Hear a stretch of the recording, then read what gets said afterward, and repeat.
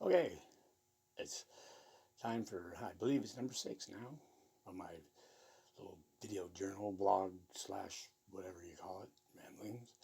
Um, I decided, since I haven't really gone anything about myself, all about other things, I thought I'd tell you a little bit about myself this time. Personal information about me that, maybe you should know before you watch any more. um, Nothing too bad. Um, I've been married to the same woman, the only woman I've ever been married to, for 19 years. She's a tyrant. If I tried to get divorced, I know she'd probably kill me, skin me alive, most likely. No, just kidding. She's a very understanding and reasonable woman. Otherwise, I don't think I'd stay with her this long. We dated for almost 10 years before we finally got married. It'll be 19 years this July 21st. So, sorry, girls. This guy's taken. All right, now,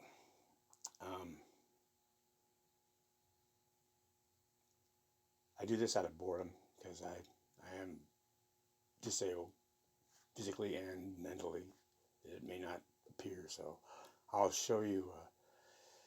I'll include a picture of my what's going on inside of me, and you'll get an idea of what I'm talking about. Here is the pre-op CAT scan, and as you can see, as I've diagrammed here, the red lines show my diaphragm, and the arrows show which way the diaphragm is forcing up the lungs, which are outlined in yellow. You can see the left and right comparison that there's not much lung of the lung left. This is full as hell. So yeah, that's what that was like. I have a paralyzed diaphragm that they had to go in and repair. Nobody knows why it was paralyzed. It just happens sometimes. And they went in to sew it down, and complications due to surgery that no one understands or can explain. I have a lot of pain because of it, and shortness of breath, of course, because my diaphragm is, when you exhale, it's relaxed, your diaphragm. Therefore, it's in the exhale position, is in the raised position. So all the air goes out, forces the air out. When you inhale, it's the muscles contracting, pulling it down, which is drawing in air like a pump. And this side doesn't no longer do that. I have to use muscles, other muscles in my abdomen to assist. Fortunately, when I was a kid, I took several years of trumpet playing, so I learned how to breathe, using my whole how to project, so that helped. But that, and plus I have I shattered my heel bone, which was no fun. It took several months to heal, so I have, not severe, but I have some pain from that. It's actually gotten better over the years. Like I was told, they were going to fuse it, and I decided to wait, just in case I could, they didn't have high hopes for me. And it actually, right now, it locks up every now and then, but as long as I use it a lot but don't use it too much, it's a tough balance. But I noticed I was walking quite a bit due to health reasons, and it really bothered me at first, but after a while, most of my pain from my ankle went away.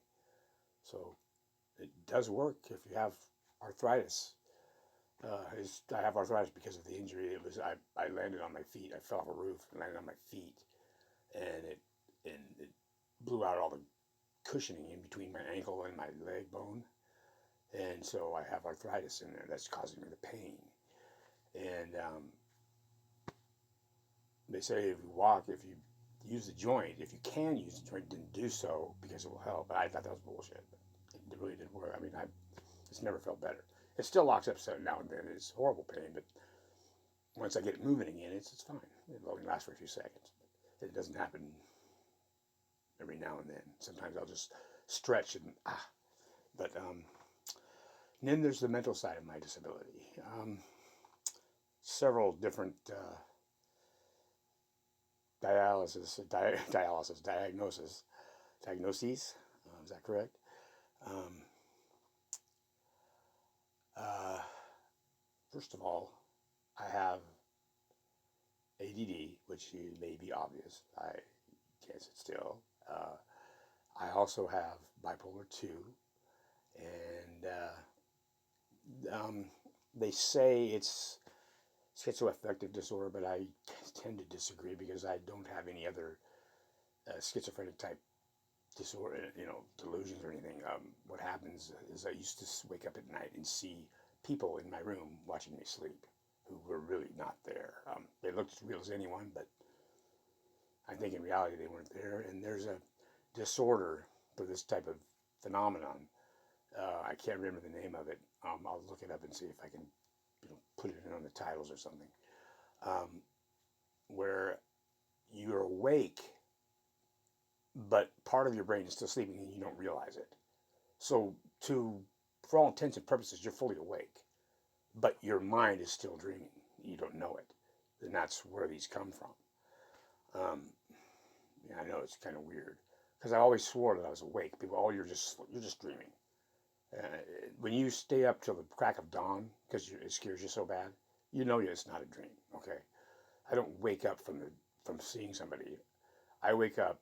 I have insomnia somewhat. I wake up usually after about 3 or 4 hours of sleep, and then start waking up more and more often as the night progresses, and I have a hard time staying asleep. Getting asleep is not that big of it used to be, but now I've somehow gotten over that, and now staying asleep is the main problem. But so yeah, I wake up at night a lot, and I've learned not to look around when I do, because I might see something. And it's happened. I've seen it since last time was about 4 or 5 years ago, and the first time when I was about somewhere between 6 and 8 years old. I'm not sure. Probably more like 6, maybe 7, but no older than 8. And so that's that. And if you haven't noticed already, one more thing about me is I am a very avid Seahawks fan. I am not the guy who goes in for all the stats and the names and the politics and all of that. No, I used to, and it was too much. I got too caught up in it.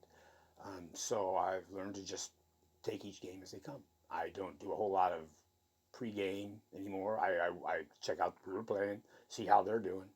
I might see who they play, see how they played against them. But that's all the research I'll do. I used to. I don't even go into it. It was awful. But so I don't do that anymore. It was because the losses hurt a lot worse. And I'm over the loss. Yeah, losses hurt me just like any good fan. But before the day's over, I've forgotten it. Well, maybe not forgotten it. It's no longer painful for me. The Super Bowl loss, however, against the Patriots, that will never stop being painful. And the one they had in 2005 against the Steelers, that one was highway robbery. And anybody who's being honest, even one of the referees who officiated that game, admits he can't sleep sometimes at night because of but we'll just leave that one there. Okay, now, that's enough about me.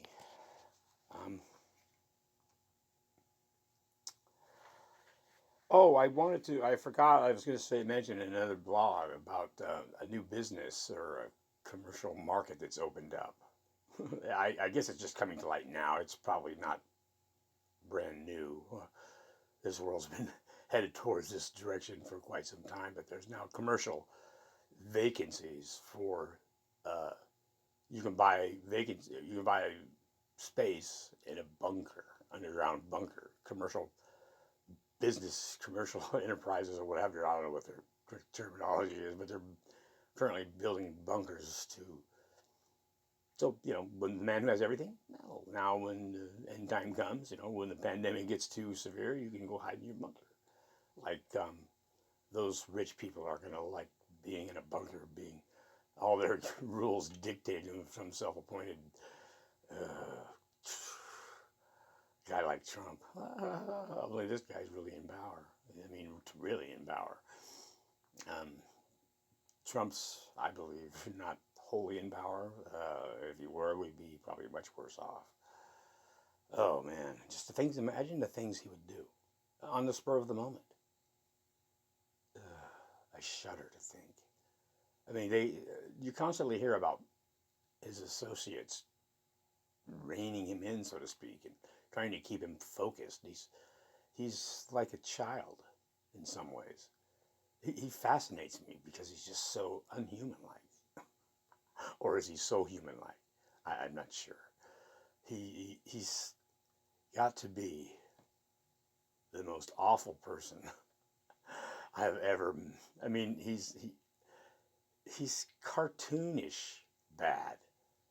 If you get my meaning. I mean, other presidents before, you have to kind of hunt a little bit for things to ridicule him about. But this man, he's got new shit every day. I mean, the late night guys are making a living off of him. They're bread and butter. They already talk about anything else. What else can you talk about? I mean, he's the president, and yet it goes on and on and on. Like this is normal. Kennedy would shudder. Lincoln, oh, can you imagine what he would say?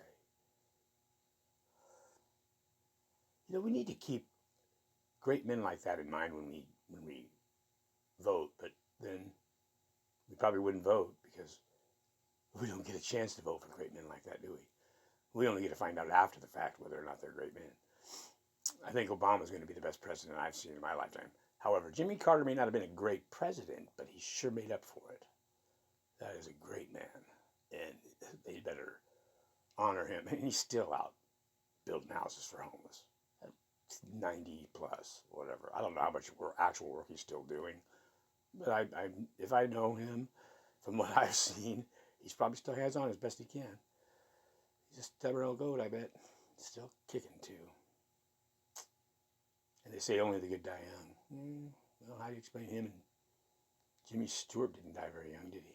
He was one of the good ones. Tom Hanks. You can't say he's young anymore. He didn't die. And everybody says he's a good guy. Not all of you there now. Yeah, I know. Maybe I should end while I'm young. Oh, you're young. Yeah, I should. I don't know how long it's been going. I forgot to stop my timer. So I'll stop it now and call it a day. It's a long time before the season starts, but I figured since I was talking about myself, I might as well dig out the old jersey and wear it again, even if it's not a game day. Okay, that's all I have to say for now. Oh, I'm shipping more later.